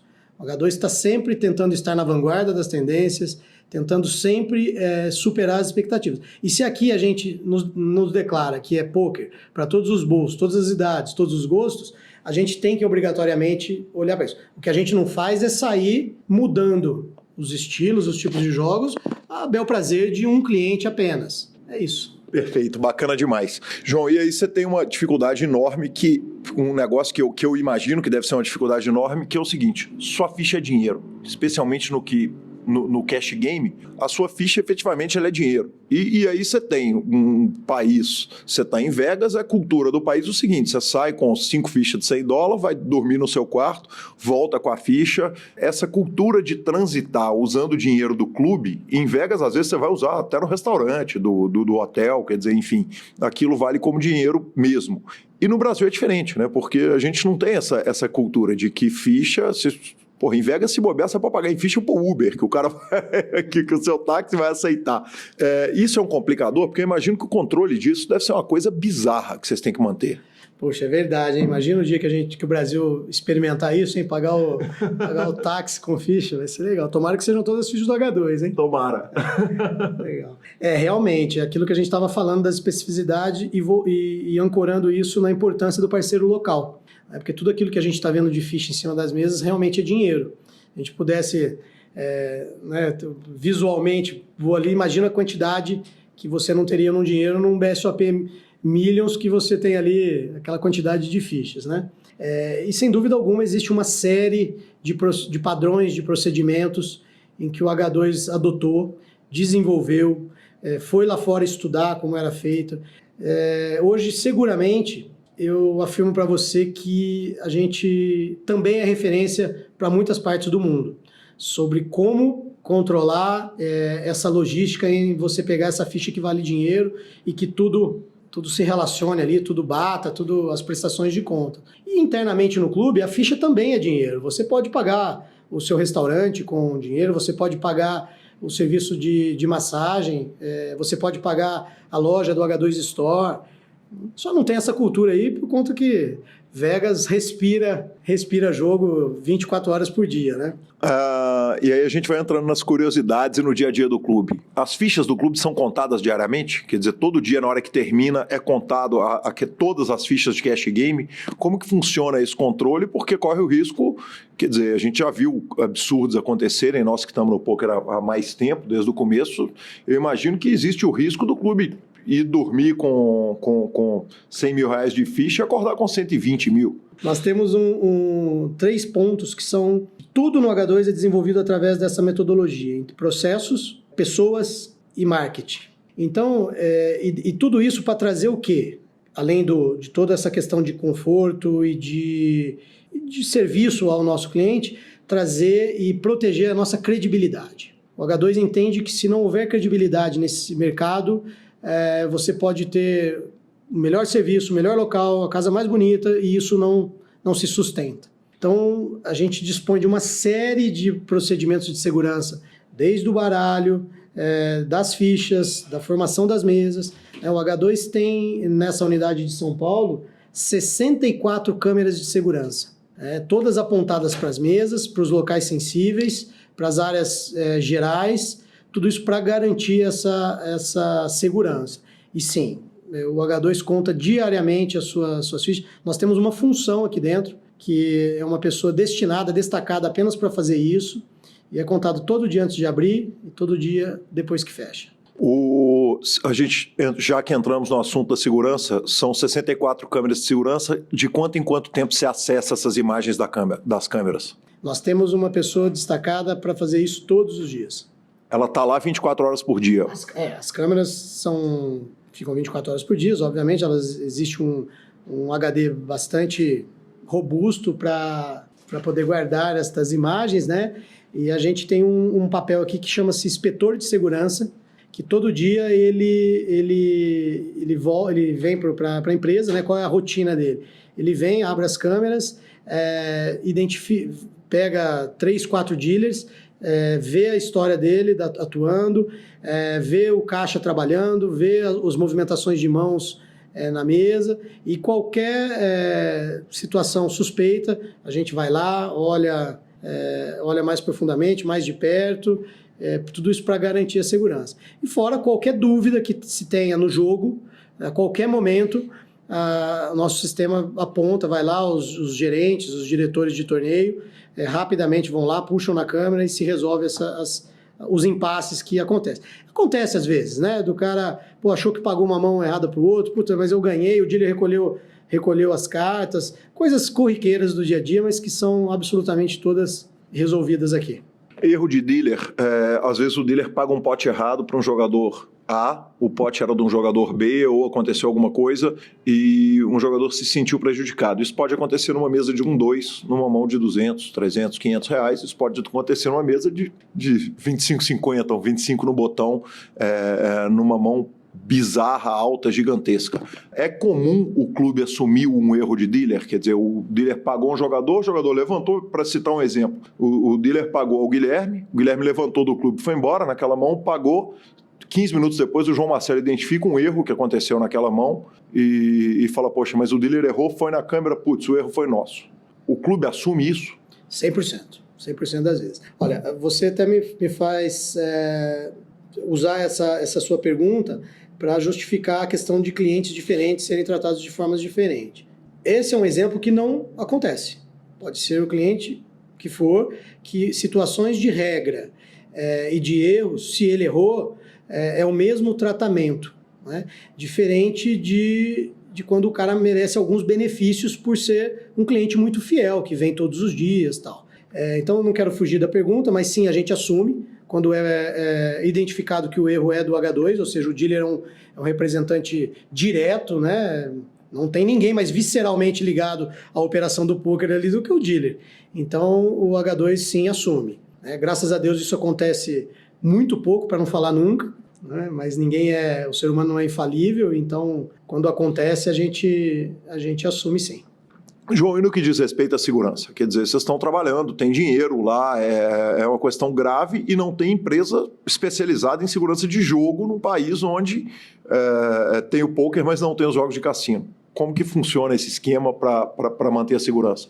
Poxa, Calil, hoje em dia os meios de pagamento eles estão realmente muito evoluídos, né? Surgindo uma tecnologia atrás da outra. Você tem muito pouco dinheiro hoje transacionando dentro do clube, porque o cliente usa todos os meios possíveis de pagamento, né? Ele usa transferências bancárias, ele usa cartão de crédito, ele usa, ainda é muito pouco, mas tem cheque. O H2 está para lançar aí uma wallet H2, vai ser bem legal isso, vai facilitar demais o trânsito entre cliente e clube. Então, não é algo que nos preocupa, não. É óbvio que a segurança está dentro a segurança patrimonial, vamos dizer assim, ela faz parte do nosso dia a dia, mas a gente trata ela com muita seriedade, mas sem uma preocupação aí, porque, de qualquer forma, a gente é apaixonado pelo Brasil e a gente acredita espero que em breve isso não precise mais ser nem tocado no assunto como um diferencial, né? Mas é uma preocupação que é natural. Por exemplo, nós tivemos recentemente um problema do edge sorting do Phil Ivey, não sei se você chegou a saber, que ele via um defeito ali no baralho e conseguiu tirar vantagem do cassino num jogo de baccarat em que ele estava jogando contra a banca. Mas evidentemente é o seguinte, quando você está tratando de um clube de fichas, em que ficha é igual a dinheiro, você tem o problema da segurança externa e tem o problema da segurança interna. Quer dizer, dealer com um jogador que quer tirar vantagem, um dealer que às vezes mal intencionado pode entrar no mercado para tentar tirar vantagem. Esse controle eu imagino que ele deve ser bizarro. E com relação a controle e punição, como funcionar isso? Então, mas só para não ficar muito, muito vago aí, quais procedimentos de segurança patrimonial e física, de integridade física dos clientes, que, de novo, eu acho que não são só aplicáveis ao clube de pôquer, mas hoje a todos os negócios. Mas a quantidade de câmeras de segurança que a gente tem. Eu estava ouvindo esses dias na CBN, tem mais câmeras de segurança no mundo do que pessoas, né? Ou seja, hoje, queira você ou não, você já é vigiado em qualquer lugar que você está. E cidades cada vez mais evoluindo, né? Itanhaém está inaugurando um projeto de segurança aqui no litoral de São Paulo, em que reconhecimento facial em toda a cidade, na iluminação pública, você tem lá reconhecimento facial de placas de veículo, ou seja, se alguma pessoa mal intencionada fizer alguma coisa numa casa, esse cara está sendo vigiado 24 horas, 100% do território lá da cidade. Então, a iniciativa privada junto com a iniciativa pública tem que coibir, não vamos nem nesse momento entrar aqui em outras questões econômicas do país, o que causa essa insegurança ou não, mas de fato ela existe. Então, o H2 trata ela com a seriedade que todo o país tem que tratar. Mas fora isso, o cliente que entra tem que fazer um cadastro no clube para se tornar associado. Então, ele deixa todos os seus dados, ele deixa impressão digital, ele deixa foto, todo momento sendo monitorado. Fora isso, você tem uma questão de homens preparados, altamente preparados, profissionais, que nos ajudam nessa segurança. Indo um pouco mais além, você tem a questão dos procedimentos, né, já no uso do nosso serviço, que de fato tem essa característica, essa especificidade. O H2 dispõe de um baralho com tinta UV, recentemente está sendo lançado, inclusive pela Copag, em parceria com a Real Poker, um baralho que eles estão disponibilizando para o mercado. O H2 foi piloto desse teste da Copag. O H2 já usa isso há 4 anos. A Copag é uma empresa muito séria, muito dedicada à tecnologia, de vanguarda também. Nós estamos testando isso faz 4 anos. Então, o H2 tem um processo de segurança de marca de baralho já faz 4 anos. As fichas, você tem a contagem das fichas. Eu creio que, inclusive, em pouco tempo, todas as fichas terão RFID. Sim, provavelmente chipar as fichas é uma coisa natural, né? Se você sair pela porta com as fichas ali, aquilo vai apitar. Se o dealer pagar um pote errado, aquilo vai ser identificado na hora. É proibido sair com a ficha do clube? Sim, é proibido sair com ficha no clube. De cash game também? Quer dizer, eu não posso sair com a ficha de R$100 no meu bolso e voltar para jogar no dia seguinte? Não pode. Acontece. Sem dúvida nenhuma acontece, uma hora ou outra, esquece no bolso e tal.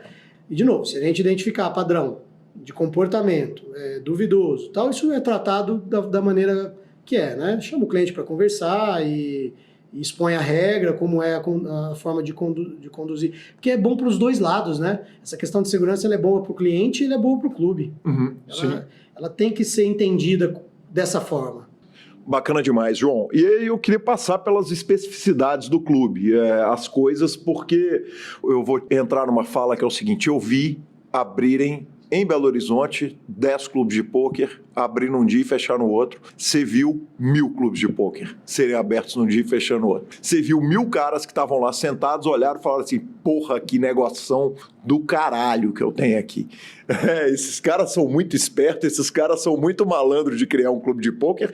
Que moleza, porra. Vou sentar aqui, os caras vão vir, vão sentar, vão jogar, vou tirar meu reiki e tal, não sei o quê. E eu vi de 10 clubes de Belo Horizonte, hoje tem 2 clubes abertos, que eu vi abrir ao longo da história, e 10 pode ser que eu esteja... eu estou fazendo uma conta só de clube estruturado que foi aberto, que tinha ali pelo menos 3 mesas e tal. Você viu 1000. E aí tem todas as especificidades do jogo, que são coisas específicas do pôquer.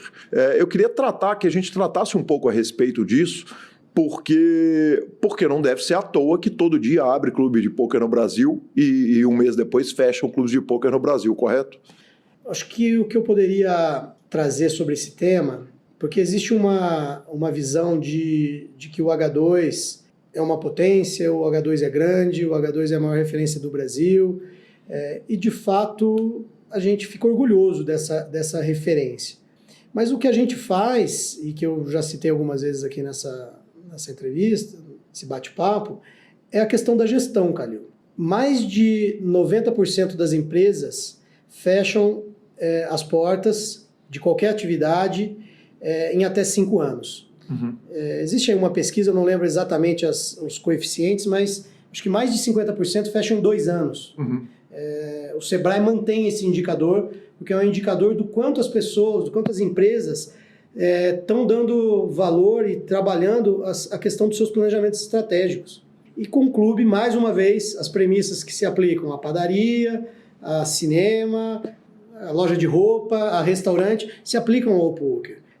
Eles fecham porque ninguém pode acreditar que só os seus amigos vão manter os seus negócios.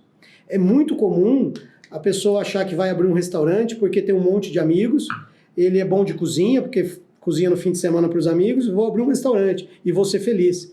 Pega todo o seu dinheiro, as suas reservas que você ganhou. Muitas vezes uma pessoa que foi um grande executivo de uma empresa, ele não obedece às premissas de ser um empreendedor.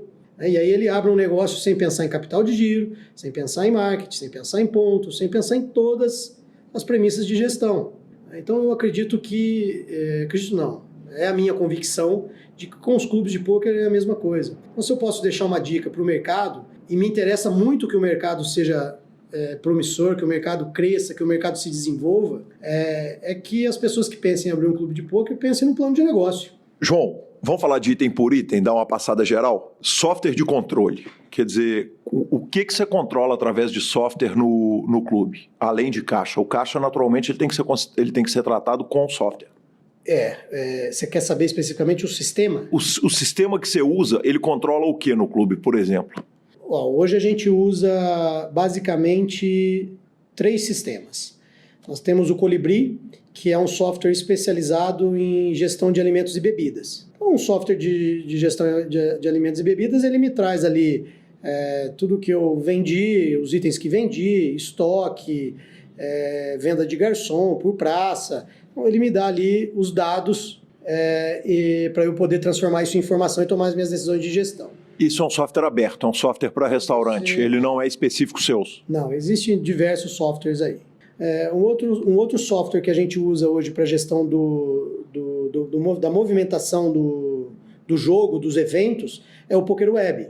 É um software muito bem estruturado, muito robusto e que vem atendendo o H2 em tudo que ele precisa de dados para que transforme em informação.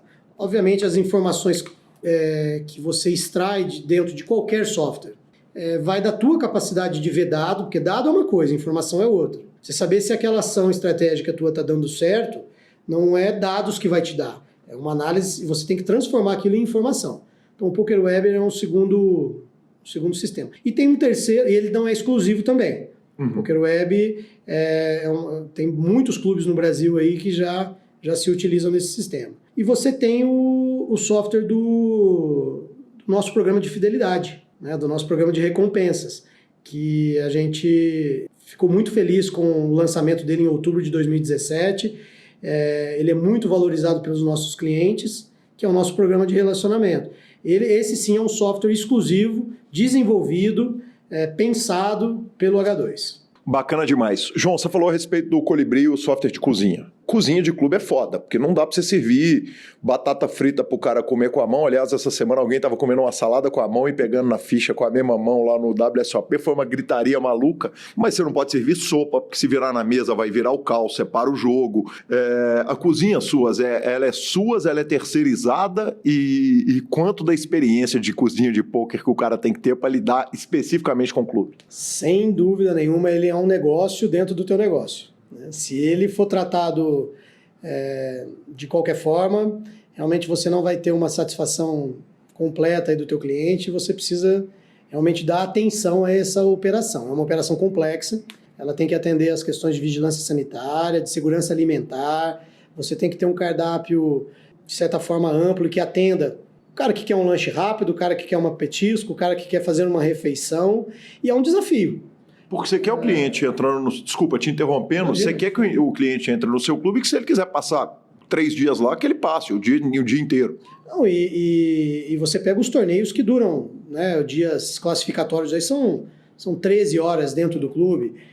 O teu cliente tem que ter condição de se alimentar, de ter o conforto necessário para que ele passe esse tempo na disputa de um torneio, né, Calil? Então você tem que ter as ferramentas e equipamentos para que isso possa ser possível. Então você tem sempre uma área dentro do clube que é destinada para que se o cliente queira fazer uma refeição fora da mesa de pôquer. Você tem as famosas banquetas, que é onde o cliente faz as refeições, ali você tem suporte de copo. A gente vem tentando desenvolver maneiras para dar o maior conforto possível para esse item dentro da gestão do clube, né? Nós estamos testando ali uma gaveta que sai debaixo da mesa, provavelmente vai dar certo, e tem novidades aí também no conforto da mesa. Aí sim, ideia de $1 milhão vindo. A cozinha é sua? Sim, a cozinha é nossa. A gente A gente faz com que a gente possa manter o controle da qualidade e da operação, porque ela tem que funcionar enquanto o jogo não para. E como aqui no H2 o jogo nunca para, a cozinha também nunca para. Não pode parar. Legal. Você foca em manter a cozinha para ganhar dinheiro ou a cozinha é uma forma de manter o jogador dentro do clube e nós vamos ganhar no jogo? É um conjunto que anda junto, Calil. Se você não fizer uma compra dos itens necessários para a produção da cozinha de forma profissional, pensada, cuidadosa, essa operação ela pode te trazer altos custos e inviabilizar a tua operação. Mais um ponto aí a favor dos planos de negócio e do planejamento estratégico, né? Bacana demais.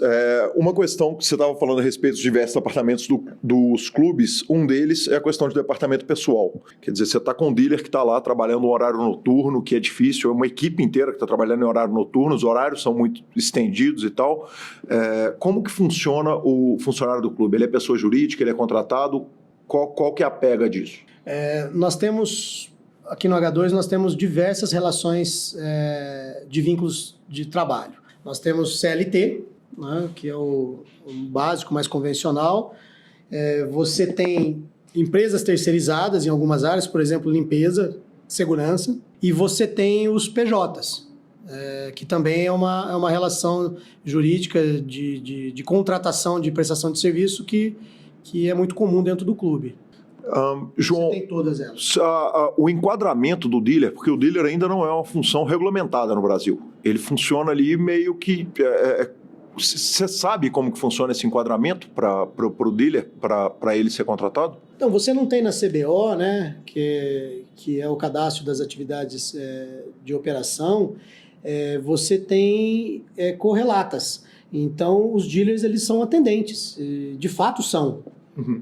Eles estão ali atendendo os clientes para aquela atividade, para aquela competição.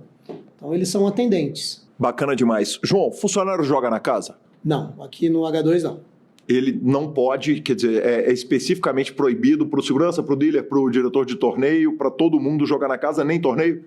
A gente entende que isso é para a segurança deles, nossa, né, vamos dizer assim, do H2 e do cliente também, né? A gente não quer ver um funcionário numa situação de desconforto com nenhum cliente. A gente não julga que isso seja viável para todos os lados. A gente não proíbe que os nossos dealers, quer dizer, não existe nem, até uma forma que eu colocar aqui, tem que deixar isso bem claro.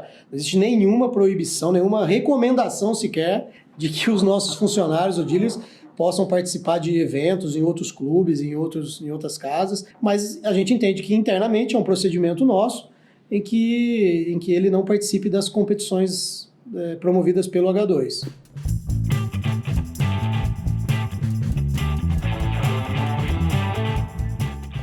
Nós íamos rapidamente durante a WSOP e enquanto não temos um anunciante específico de apostas esportivas, estamos tratando da nossa aposta do ano.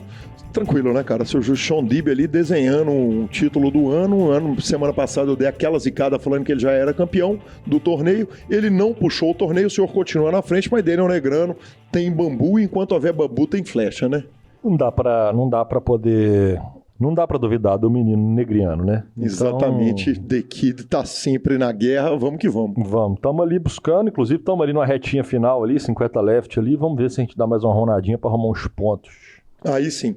Tuitadas, Lanzinha? Tuitado, senhor. John Racer. John Racer afirma o seguinte: reentradas em torneios da WSOP e do WPT estão arruinando o verdadeiro formato de torneios de pôquer, colocando as pessoas em teste pela sua vida no torneio, não é mais uma parte do jogo, isso está favorecendo aos grandes bankrolls. Depois, Melanie Weissner falou o seguinte: pôquer é uma coisa louca. Gostei de um mindfuck ser uma coisa louca, a tradução. Não é? Curti a tradução, vai lá.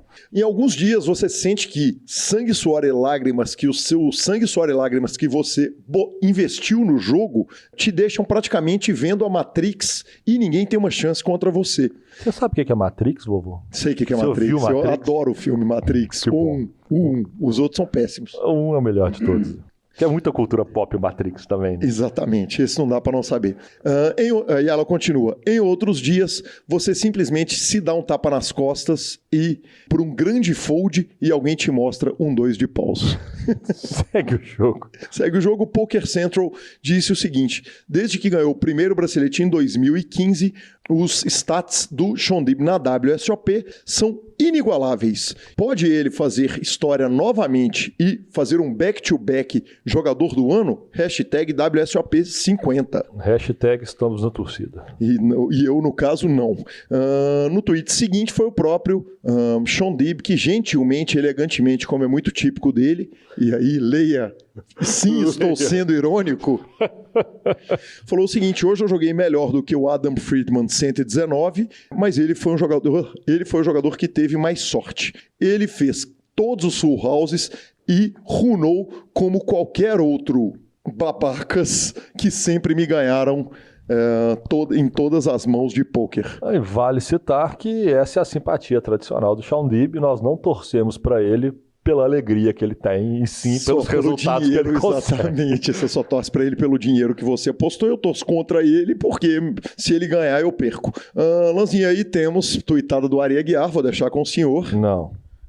Eu li ela antes, não. Eu vou deixar ela com o senhor, porque depois eu vou te contar a minha tuitada. Já pararam para pensar que se o Marcelo Moreno pintar o cabelo de loiro, ele ainda assim será Marcelo Moreno? Cara, eu achei maravilhosa essa tuitada, e essa semana eu tuitei marcando ele a seguinte pergunta: você já parou para pensar que o cachorro de estimação do Petkovic é o pet do pet? Jesus!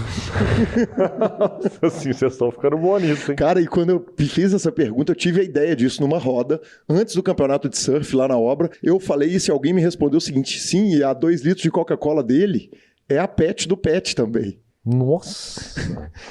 Vamos e-mails. Rapidamente. Exatamente. Lanzinha, eu começo o e-mail seguinte, cara, a gente não é de fazer jabá de graça aqui, mas eu tô lá no grupo do Line-Up, que inclusive distribuiu para 10 ouvintes do PokerCast, botaram eles lá numa promoção que o Raul fez com a gente, e eu tô lá no grupo, cara, e é um grupo que realmente tem agregado coisa pra caramba pra mim, então eu tô só fazendo um agradecimento ao Raul pelo conhecimento todo que está sendo distribuído ali no grupo, e é um prazer estar lá. Então, mandar um grande abraço para a turma daquele grupo e agradecer a turma por me manter lá.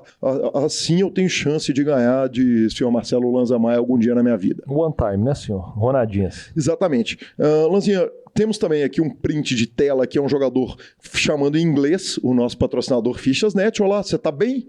Ele falou, tô fine. And you, inglês, o Lucão esbanjando no inglês, voando, né? Voando no inglês. O cara falou, bicho, eu queria te pedir pra você me mandar algum dinheiro no PokerStars e o que eu ganhar eu divido com o seu lucro. Então agora estamos tendo pedidos de cavalados internacionais, hein? Cara, que homem. Fichas.net no mundo. Em inglês, cara, no Fichas.net. Fichas.net no mundo. Sim. Pode isso, velho. A hora que o Lucão mandou esse print, eu já falei, ô Lucão, pelo amor de Deus, deixa eu ler isso no ar, cara. Que fenômeno. Cara, o Teraoka, nosso ouvinte do Canadá, falou o seguinte: ouvinte direto de Toronto, no Canadá, gostaria de participar do grupo faz algumas semanas que eu descobri e confesso que faltam menos de 5 podcasts para zerar a biblioteca. Grande abraço, parabéns pelo trabalho. Vamos, monstro. Vamos, monstro, exatamente. Alguém também lá no grupo do Line-Up, Lanzinha, que eu falei dele agora, falou o seguinte, teve uma conversa a respeito do PokerCast, alguém elogiou lá, o cara falou o seguinte, cara, o PokerCast é tipo ver o Vampeta, o Marcão e o Amaral em um programa de futebol, é só resenha. Eu fiquei muito honrado com essa comparação, velho. Justo, velho. Resenha boa, a turma ali tem uma resenha boa. Fiquei muito honrado de verdade. O Ricardo de Maringá também está maratonando os episódios.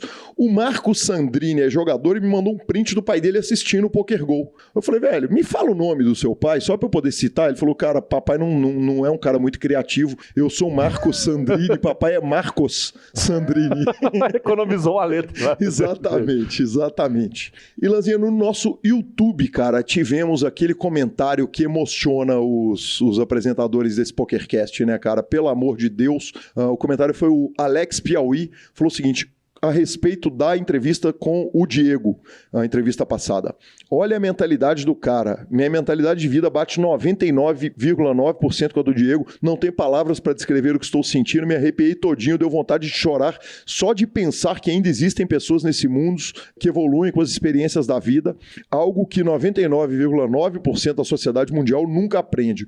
Super Poker, PokerCast, todos da equipe, que trabalho maravilhoso vocês fazem. Infinito GL para vocês. Obviamente eu peguei essa mensagem, já mandei lá no grupo de todo mundo que colabora com esse PokerCast. Os nossos queridos editores, Vini Oliver, atual editor, Rodolfão, que editava o programa anteriormente, às vezes aparece aqui com a gente, além de Vitão, Roberta, Josiane, a turma toda, Del Valle, a turma toda que colabora com o PokerCast. Sensacional. Finalizando, Lanzinha? Finalizamos, senhor. Superpoker.com.br é onde você tem as principais notícias de poker no Brasil e do mundo. Na aba de clubes, você tem a guia de clubes do Brasil, onde jogar, agenda diária de torneios. Na aba de vídeos e no YouTube, transmissões ao vivo dos maiores torneios do mundo, análises técnicas, programa de humor, entrevistas icônicas, entrevistas maravilhosas do Grilo diretamente de Las Vegas e, claro, o PokerCast, revistaflop.com.br, a sua revista de poker há mais de uma década contando as grandes histórias do poker nacional, mibilisca.com, cobertura de torneio mão a mão, pelo Brasil e o mundo. Acompanhe. Lanzinha, dica cultural, essa semana eu tenho 3 dicas, cara. Uai, então vamos fazer o seguinte, vai só as 3. O programa tá muito grande, né, velho? A primeira dica cultural é aquela dica do ego. Eu tinha feito um vídeo antes, que era tudo sobre meu treinamento para correr minha primeira maratona. Tá lá no YouTube, no meu canal, Gui Calil, um dos 2 canais Gui Calil, que é aquela bagunça que eu não consigo unificar, e eu tinha prometido que depois que eu corresse a maratona eu ia fazer um vídeo contando da prova, né? O primeiro vídeo tinha 50 minutos, falei, poxa, para falar da prova vai ser mais curtinho o vídeo. 1h30. 57 minutos. Quase acertou. Quase acertou. Cara, então tá lá o segundo vídeo, eu conto tudo a respeito da preparação, das minhas conversas antes, da minha dor depois e de tudo que deu certo e tudo que funcionou lá na maratona. Então essa é a primeira dica, Lanzinha. Assisti também o primeiro episódio de Black Mirror. Só o primeiro episódio, eu tinha ouvido falar muito mal da temporada, mas o primeiro episódio eu caí da cadeira, achei sensacional. Sensacional. E, Lanzinha, eu não sou de assistir série, mas eu assisti Lucifer. Justo. Óbvio que o senhor não gostou. Não, eu não gostei, velho. Bela leitura do senhor. Mas não tinha jeito, não é pro senhor. Lanzinha, rapidinho, cara, deixa eu te falar. A premissa é sensacional de Lucifer. A cidade escolhida para o Lucifer vir é sensacional. A construção do personagem é maravilhosa. Eu só vi 3 capítulos. E ele cresce muito. Da série. Ele de fato é muito bom. A personagem da detetive é sensacional. Ela é legal pra caramba. As sacadas são muito boas. Mas no terceiro episódio eu entendi que é uma novelinha de crime e que todo episódio vai acontecer alguma paradinha e eles vão ficar grindando pra resolver. E aí é um investimento de 26 episódios, mais 13, mais 13, mais 13, mais 13. E aí não dá pra mim. Mas então é o seguinte, cara, no que eu entendo de série... Não é uma série complicada, eu entendi tudo por que as pessoas gostam, só não é pra mim. Ela é descomplicada, leve, boba. Eu não vou ali com expectativa nenhuma de, nossa senhora, vai fundir meu cérebro. Não, ali eu vou ali pra perder meus 50 minutos e ver ali uma série agradável que eu me divirto. Porque eu acho ele muito bom no papel. Ele é o senhor. Ele é demais. Ele é o senhor. Que gato, hein? Ele é um gato, porra. Ele já tava. Ele é o senhor. É o diabo em análise, velho. Ele sentar no psicanálise. Psicanálise, cara. Ele sentar no divã é coisa maravilhosa. O diabo sentando no divã falou que estou eu. Exatamente. Isso é brilhante. Mas, e pagando amor sem amor, né? E pagando a psicanalista. Cada um paga o que pode ou o que alguém quer oferecer. Olha, sensacional. Lanzinha, mais uma coisa aqui para encerrar nossa sessão cultural, cara. Eu falei uma vez que nós temos uma ouvinte, a Fabielle, que dá o play no PokerCast, move até os últimos 5 minutos só para ouvir nossa dica cultural toda semana e ainda curte as minhas dicas culturais e as suas dicas culturais. Eclética ela. Eis que ela te viu na rua, quase foi te cumprimentar, falar, oi, eu sou ouvinte, que não entende, não tá nem afim de saber de pôquer, mas que vai toda semana ouvir a dica cultural, mas ela ficou sem graça e disse que talvez da próxima vez ela tenha coragem e deveria. Seria um prazer. Aí sim. Lanzinha, @Gui Calil e @Lanza Maia no Instagram, @Gui Calil no Twitter, nos indique, nos dê 5 estrelas, quando for trocar suas fichas, corre lá no Fichas.net. A edição é do fantástico, espetacular e maravilhoso Vini Oliver. Ficamos por aqui. Galera, um grande abraço e até a próxima semana. Valeu! If you like a game, oh, I tell you I'm your man. You win some. all the same to me. E o Lauren Klein tem o recorde de 2.650 jogadores no total. E no momento que o telefone toca, a gente... Aqueles spam, velho, de tá louco. Quem aguenta essa parada? Tá Que tudo certo. vexame. O meu tá no mute.